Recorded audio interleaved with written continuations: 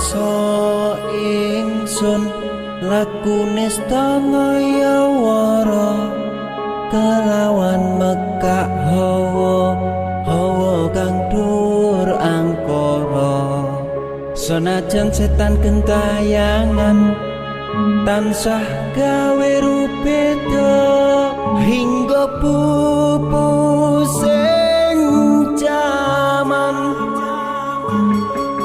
hameteku ingsun nyirep kene wisa murka maperhardaning ponco samben ules sing netra ing gambaran sing kawelasan ingkang paring kamulyan Sang Hyang Jati Pangeran jiwaku kalbu samudra pepuntaning laku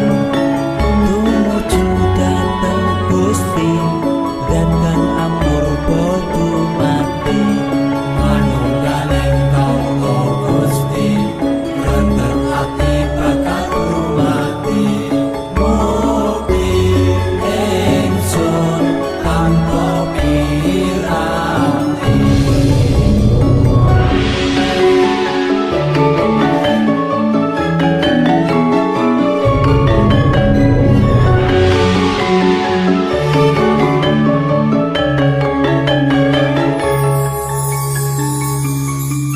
sumebyar ing sukma madu sarining perwita maneka warna prada bangun praja sampurna sangkala tidha mungsa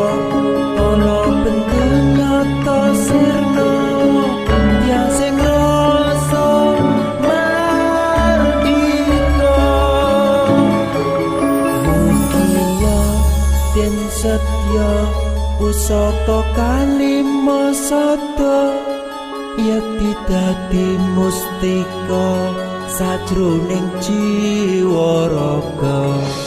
bejo mulya waskita dingaya pangalaksana biar manjing sikra ampun sedeng tutup tengkena iso panulung gagah bunga sumbringan dadar ing wayang-wayang satria tata sempata wirata katon sewu kartika kataman layu para sepo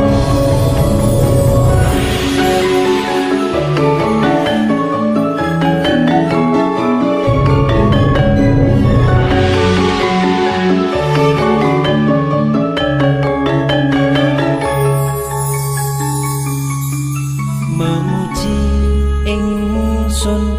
kanthi suwita linuhung segara ganda arum surep dupa kumelun kinunah niat ingsun hangidung saka kang luhur titahing Sang Hyang Agung rembesing tresno tandha luhing netra rasa-rasaning ati